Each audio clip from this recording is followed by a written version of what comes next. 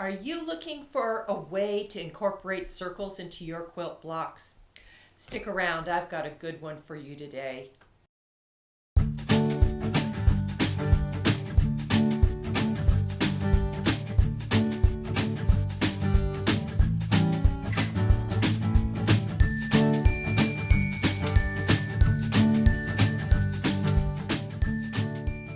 Hi, it's Roberta with Quilt Crafters Corner. Today we're going to work on circles in our quilt blocks. Now many of you have asked about putting circles into quilt blocks. So let's take a look at today's block. It's called Moon Over the Mountain. And I'm going to show you a real quick and easy way to put circles into your quilt blocks. So let's take a look at today's block. So as you can see, it starts with a circle, the moon over the mountain. And this is a real easy block to do. So I'm going to show you not only how to make the mountain, but the circle in the middle. So it starts with a square of fabric and interfacing the same size. Now this happens to be fusible interfacing, so it's got the little dots on it. So I have the little dots going to the good side of the fabric. Now, if you have a compass, you could use a compass. Personally, I don't like to use a compass on fabric because it pulls the fabric funny. As you can see, you know, it doesn't mark real well, and it stretches the fabric. So I really don't like to use a compass on fabric. But if all else fails and that's all you have, then, but I have other suggestions. Pots and pans, lids, bowls. If you can find one the right size, the right diameter that will work for you, this is a good option. This works rather well. Now this bowl here is just, I believe it's a 1/4 inch bigger than what I need, but it will work for what I want to do.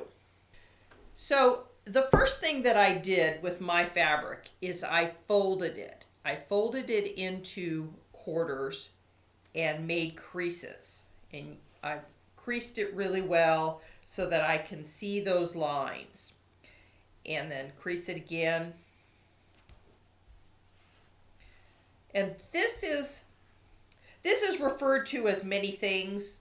I've learned it as making registration marks, so you can see where the folds are now, and it's very prominent. So what I've done now is, like I said, I've got my faces together. And there's two things. If you want to applique this down by hand, then make sure that your fusible side is facing your good side. Don't iron this, otherwise it's going to get stuck to it. So you're just going to want to place your circle down. And then I do this with my air erase pen and just draw my circle.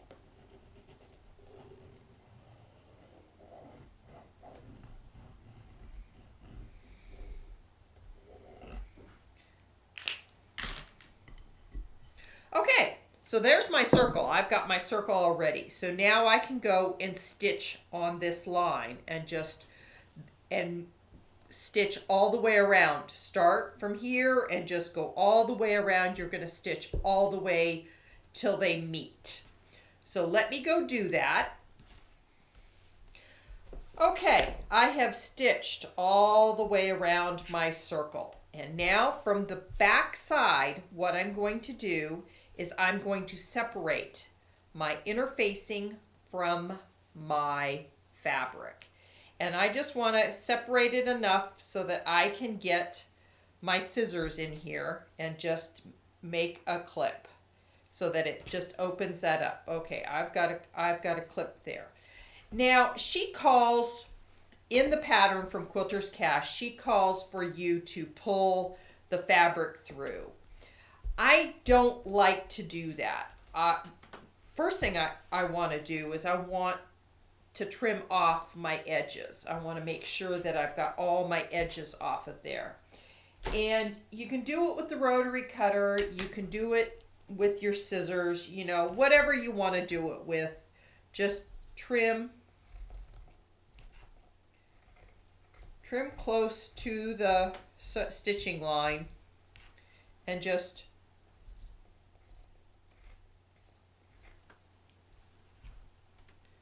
trim off those points. You're just trimming this up to get that extra fabric so it's not in the middle of your circle. Okay, so there's all your pieces trimmed off. So now let's go back to opening this up. Now, what I like to do very carefully with your scissors is you make your slit.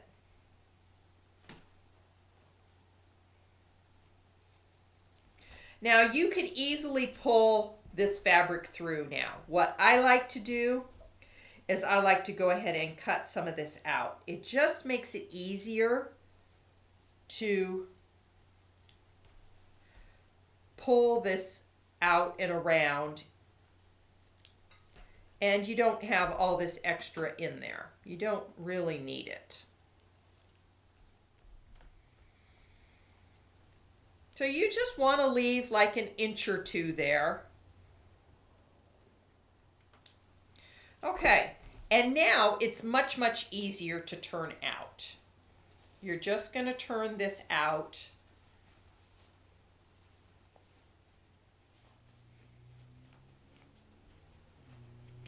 The other thing I like to do is I like to run my finger along that edge and just kind of flatten it. It's just going to flatten out really nicely, and just it makes the circle lay flatter when you go to put it on. And I just kind of run my finger in there.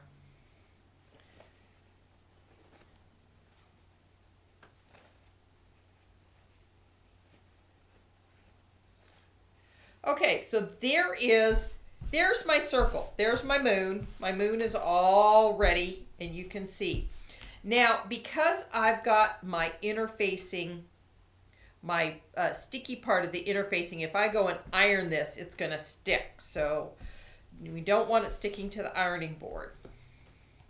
So now, as you can see, I still have my folds. All of my folds are still on my moon. So we're going to take our background piece now, and we're going to do the same thing to it. We're just going to run our fingers on it. You can iron this. You could take it to and press it if you wanted to. And then just make your registration marks there. So there you have your 2 registration marks. Now, you're just going to line your lines up. You're going to line up here and here and here and here. So now you know your circle is perfectly in the center of your square. At this point, what you want to do is you can go and take this to the iron and iron it down if you're going to hand stitch this. If you're just going to machine baste it or machine stitch it down,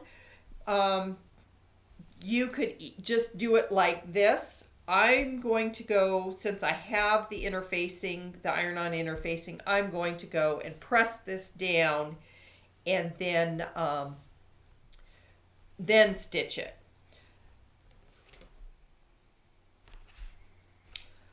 Okay, so here is my moon. It is now on the block. I've stitched it down on the edge, just real close to the edge there. And this can be, like I said, this can be hand sewn down if you prefer to hand sew it down, or it can just, machine baste it down. So let's talk about our mountain now. Now our mountain is cut from a 13¼ inch square, and this is a quarter square triangle. So I have 4 of these actually. There's the other one, and here's another one. Now, when you go to do the mountain part, this is a bias cut and this is a bias cut. And in order to fold those, as you will see, they don't always come out real straight. It kind of looks like a mountain more because it's got, it's a little wavy for my liking. So if you don't want to just press this like I did with this one, you can also sew the interfacing on it and then just trim off this point here. Trim off this little top point there with your scissors.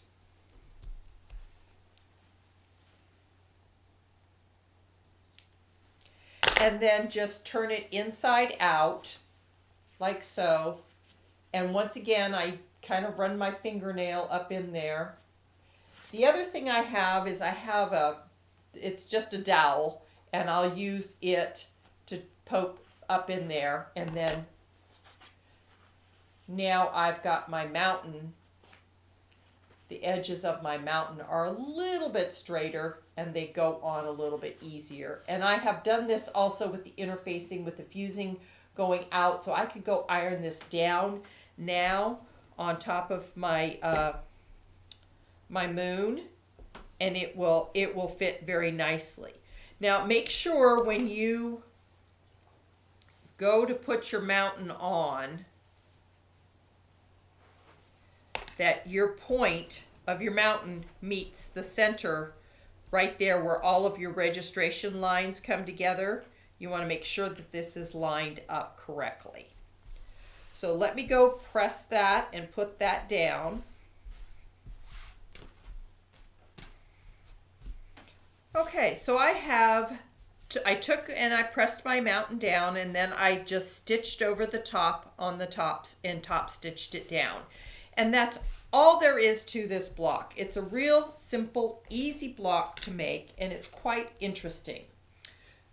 So that's today's block. It's called the Moon Over the Mountain. And as you can see, it's got a very nice circle element in it. If you like this video, please like and subscribe to my YouTube channel. Hit the notification bell if you want to know when I release new videos. If you'd like to join a group of like-minded quilters, come join Quilters Swarm on Facebook. We have a great time in there, and you can post pictures of what you're working on or questions that you might have. So thanks for watching, and I'll see you next time.